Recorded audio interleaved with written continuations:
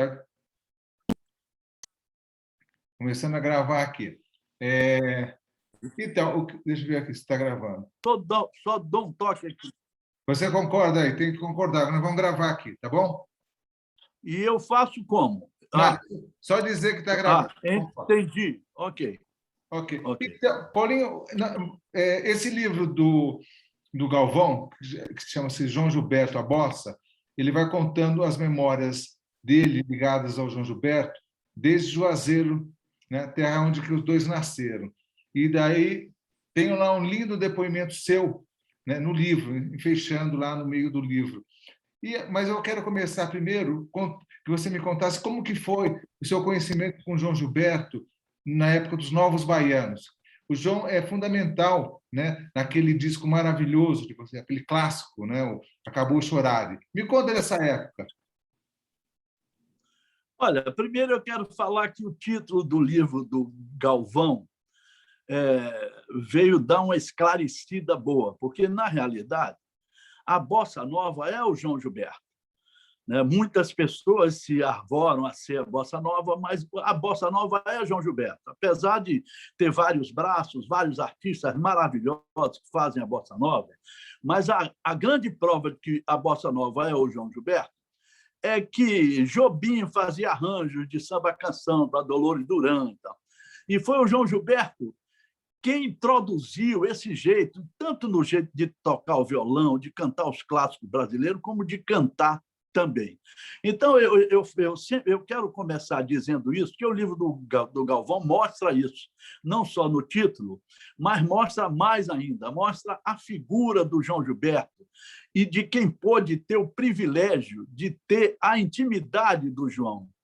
Porque era muito difícil você ter a intimidade do João, e os Novos Baianos tiveram. Por quê? Porque o João recebia a gente de pijama, o João recebia a gente de qualquer maneira, e nunca mandou a gente colocar nada por debaixo da porta, porque era ele quem chamava a gente. Não era a gente quem queria ir lá ver o João. Pelo contrário, o João era quem me chamava. Eu estava, às vezes, na noite aí de São Paulo, ele ligava, Paulinho, venha para cá. Paulinho estava no hotel aí em São Paulo. No Rio também a mesma coisa, e em Nova York também, quando encontrei ele lá. A gente ficou junto, porque eu acho que é o seguinte, ele gostava era desse jeito, ouvido, como um guru. Porque na hora também que ele dizia assim para mim, às vezes eu estava lá com ele, ele dizia assim, Paulinho, vamos se encontrar amanhã às 5 horas? É porque eu sabia que ele queria que eu fosse embora. Ele queria ficar sozinho. Então, a gente tinha essa liberdade com ele, coisa que outras pessoas não conseguiram e ficavam até bravos, porque dizia, pô, o cara me tratou mal, não era tratar mal. Eu até, quando falei com o Thales, da Folha, eu disse, Thales, sabe o que acontece? É que o João, ele ensinou a gente essa coisa da yoga de ouvido, que nós, como brasileiros, somos muito agitados, a gente não tem a passividade de um hindu, de um oriental, então a gente tem que meditar rápido, a gente tem que captar essa coisa intuitiva, né, que o João tinha rápido. Então é isso aí, o João era assim o tempo todo. Parecia que ele estava viajando, parecia que ele estava absorto, mas não, ele estava ligadíssimo e tinha o que a pessoa pode ter de melhor, que é o humor. Né? Então, desde o início, quando nós conhecemos João, através do Galvão, né? O João, nós ficamos encantados, mas a gente sentiu que ele também queria ficar perto. Era bom a gente estar perto, porque não tinha essa distância, nunca teve. A gente fazia comida, a gente fazia o café, a gente saía na rua para pegar algumas coisas para ele. Eu me lembro quando eu fui fazer a mudança dele no hotel lá de Nova York, ele estava no hotel, ele queria mudar, ele não queria ficar no hotel. Ele queria ir para outro lugar. Então, o pessoal da embaixada descolou um apartamento para ele ficar, e quem fez a mudança fui eu e ele. Eu me lembro que a gente descendo no elevador, quando abriu a porta do elevador, encontramos com o Nelson Mota, a Marisa Monte, e eu estava carregando uma bandeja com meia banda de maçã, com as coisas, o casaco dele no outro braço. Ele até fez uma brincadeira, está vendo aí, os Novos Baianos. Imagina se não tem os Novos Baianos, eu não conseguia fazer isso agora. Então, eram 3, 4 horas da manhã, e a gente tinha essa intimidade com ele, o que é uma maravilha, né? Porque, poxa, você já imaginou você ser chamado pelo João Gilberto? Uma pessoa, por exemplo, eu conheci tantas pessoas que queriam tanto estar perto do João Gilberto, né? Gente que eu pensava que conhecia ele quando a gente... Você já conhece o João, né? Há muito tempo. Eu dizia, não, só falo com ele pelo telefone. Ele adorava falar no telefone. Então, foi isso. Novos Baianos usufruíram todos os ensinamentos possíveis do João Gilberto. Por quê? Porque o João, musicalmente, mudou a rua da gente. A gente saiu daquela praia de pop rock, pensando que ia ser colocado para fora do Brasil, como Caetano e Gil também foram, né? E a gente achando que os caras iam bater de frente com a gente. Mas os caras sentiram assim que a gente tinha uma anarquia bem-humorada. E como nós não éramos militantes, eles deixaram a gente passar.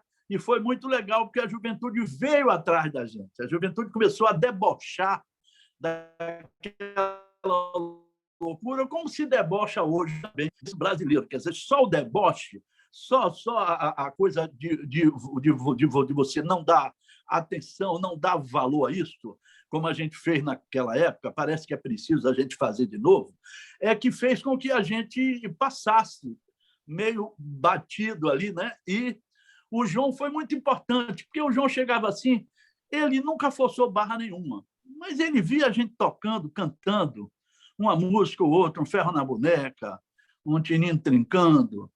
Ele aí achava legal, mas ele, vem cá, mas tem uma coisa em vocês aí que é muito lindo e vocês não estão mostrando, que é essa coisa do Brasil que tem dentro de vocês.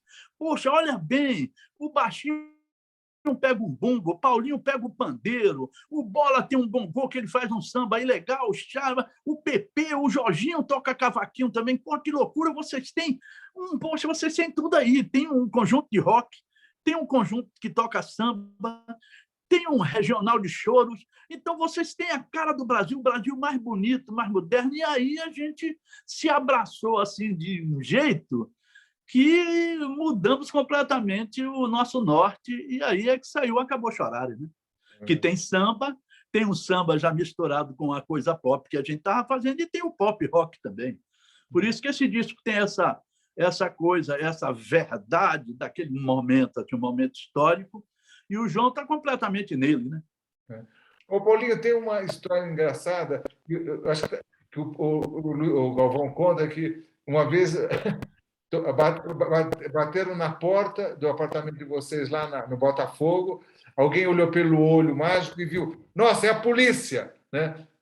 Mas daí abriram a porta, era o João Gilberto, só que o João estava de terno, né? Então, tem essa história, né?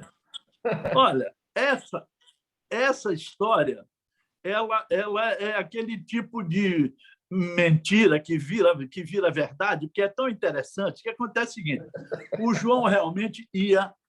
João ia na nossa casa de madrugada e a gente começou a ter uma certa telepatia assim com o João, né? Por quê?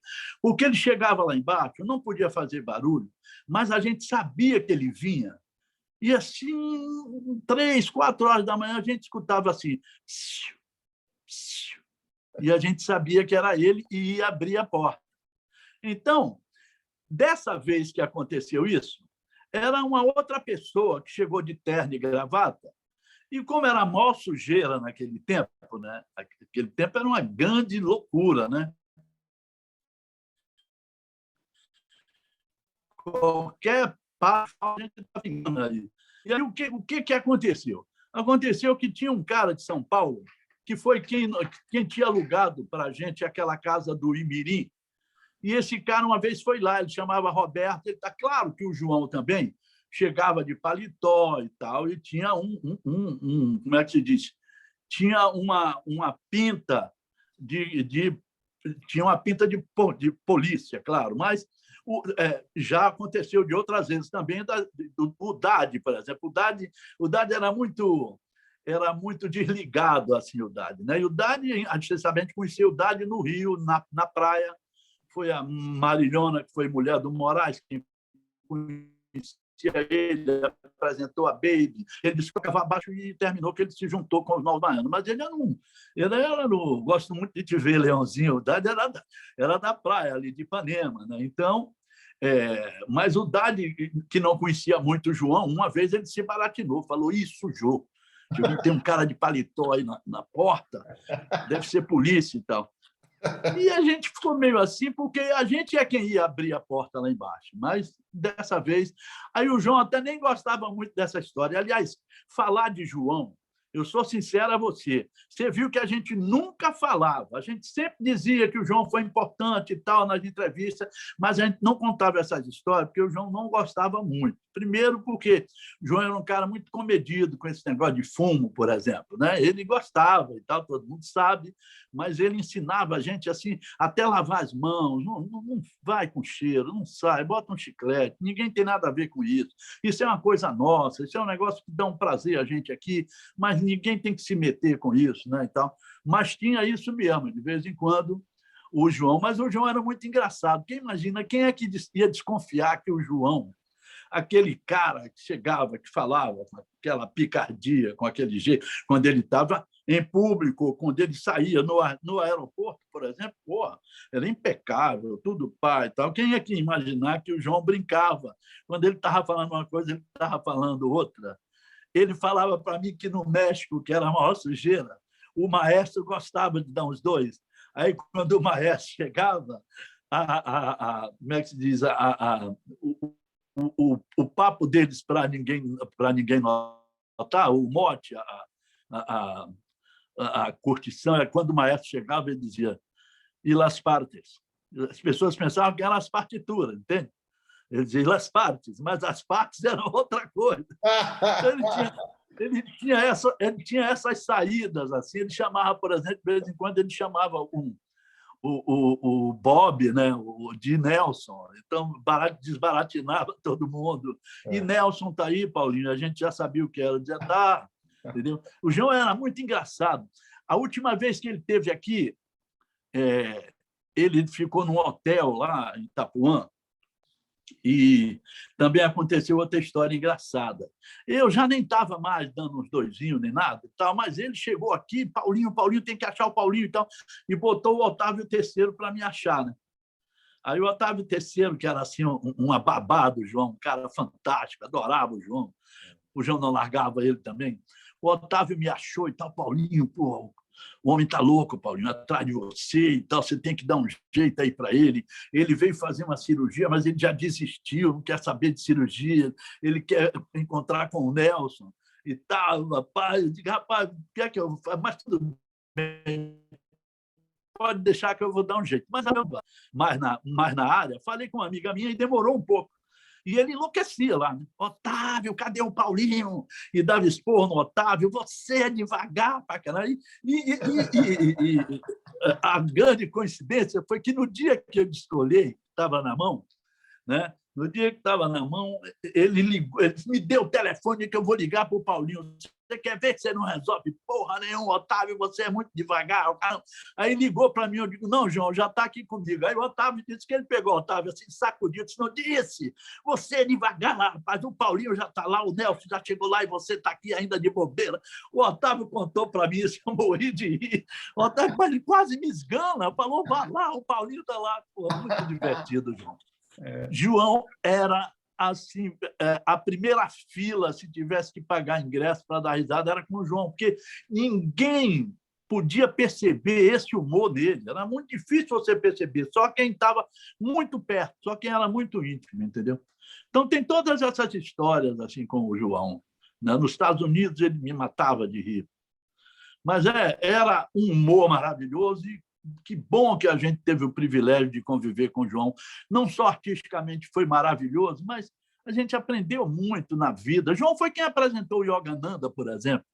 Né? E o Yogananda na nossa vida assim, um divisor, né, cara?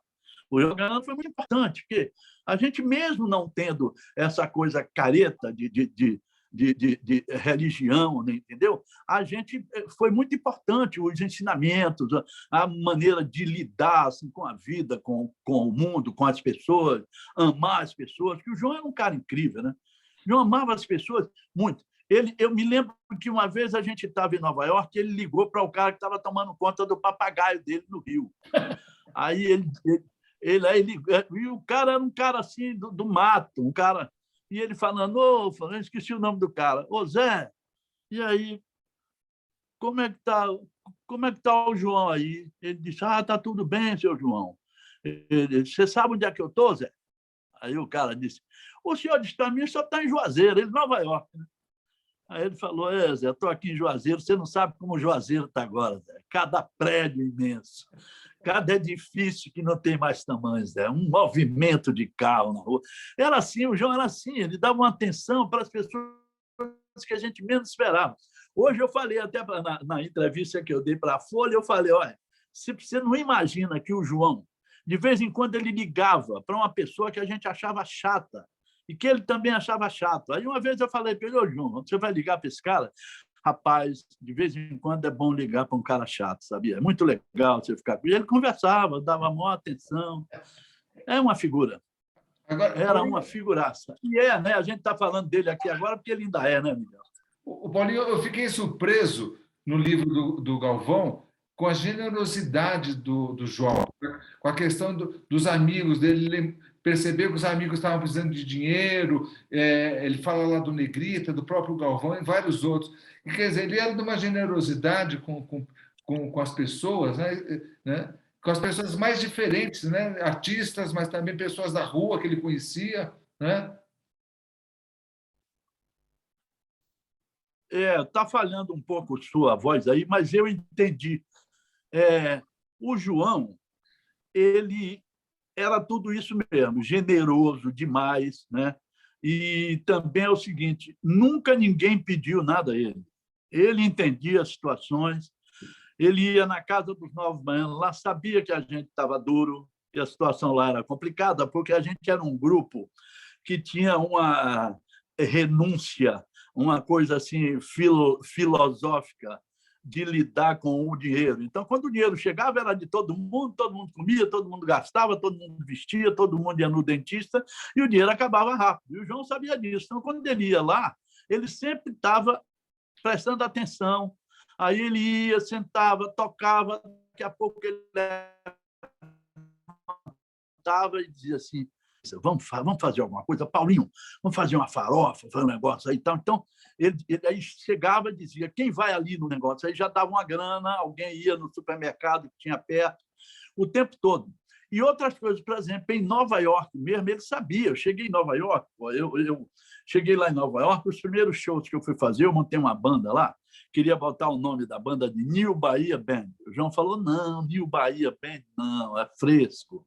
Bota Bahia Band, só pronto, tá tudo certo. Aí juntei uns percussionistas brasileiros, o Charles Negrito estava morando lá, o Café, chamei o Aloysio Milanês, chamei o Romero Lubambo, chamei o Sérgio Brandão, que foi há pouco tempo agora embora. Então, fizemos uma banda e fomos tocar em Los Angeles. E quando cheguei, o SOBs, os shows eram $4.000, $5.000, depois foi minguando, né? A gente fazia café da manhã nos hotéis até de $500 para dividir com todo mundo. Então, quando o João me encontrou lá, eu estava legal, estava morando bem, estava tudo certo, mas ele sabia que não era fácil. Então, tudo era mais ou menos com ele, quando a gente estava lá com ele. Paulinho, vem cá, vamos tomar um café. Ele adorava um café italiano chamado Medaglia d'Oro, que eram umas latas, e na Itália não tem café. Ele já curtia, dizia, olha só, na Itália não tem café, faz o melhor café do mundo, é um blend.